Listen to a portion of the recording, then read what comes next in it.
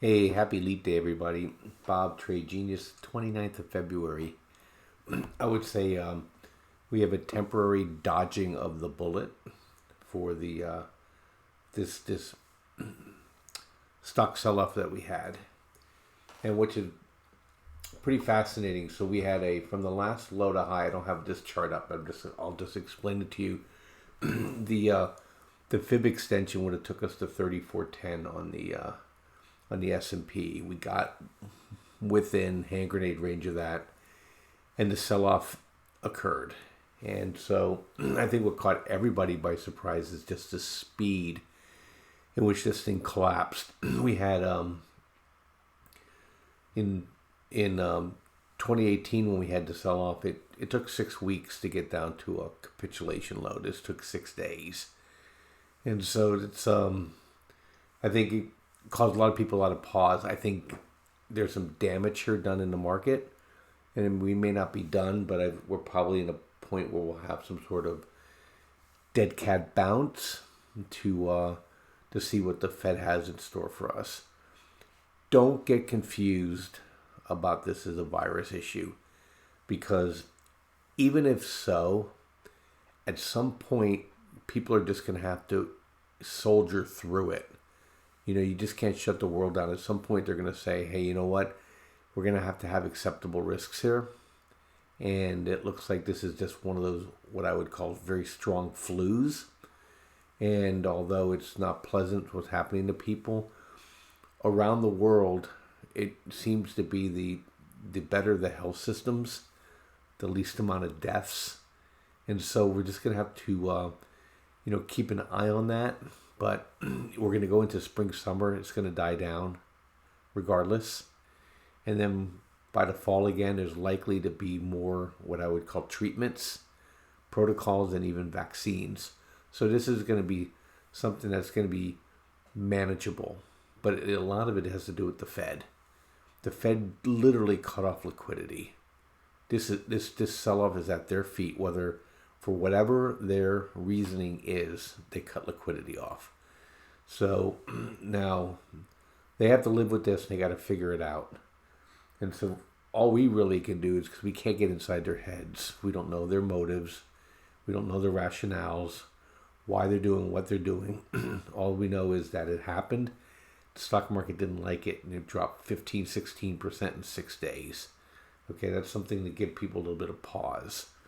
And so people are going to be more cautious going forward, and maybe that's the intent, because they're going to start levering up the monetization game.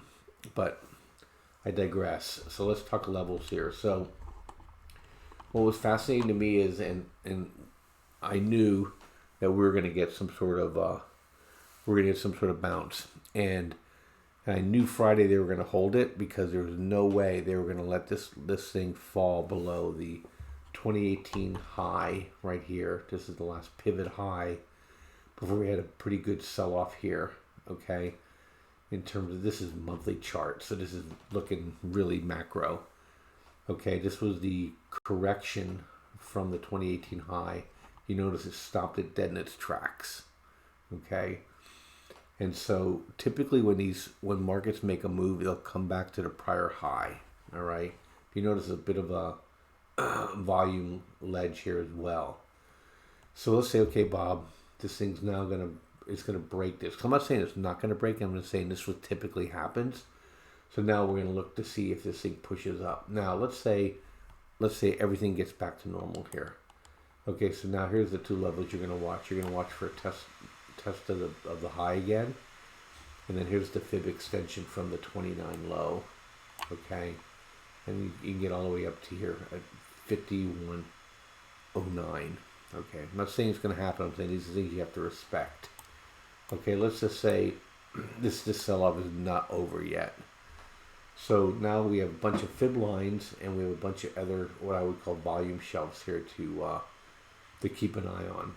And so here's the 0.61 retracement of the high here, and this high goes all the way back down to the 209 low. Okay, so this is basically a 1/3 retrace.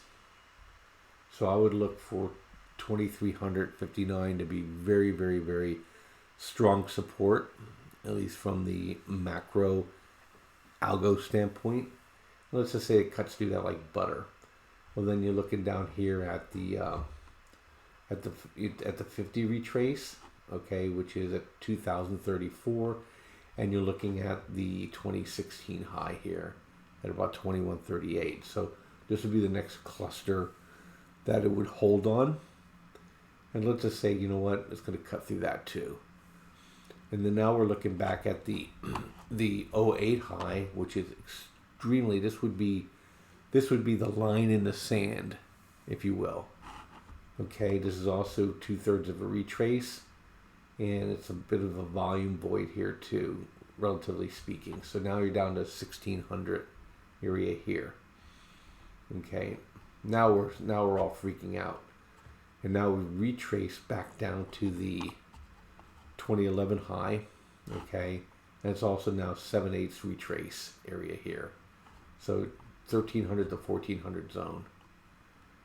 And if the whole thing goes to crap, we're back down to here. So that's kind of what you're looking at. I would save this chart, and this will give you perspective. So if we get a close below here, okay, on a monthly chart, okay, or even a weekly chart, I would then become really cautious, because the underpinnings of the market are failing, and we're gonna drop down to these levels here. Okay, so just bear that in mind.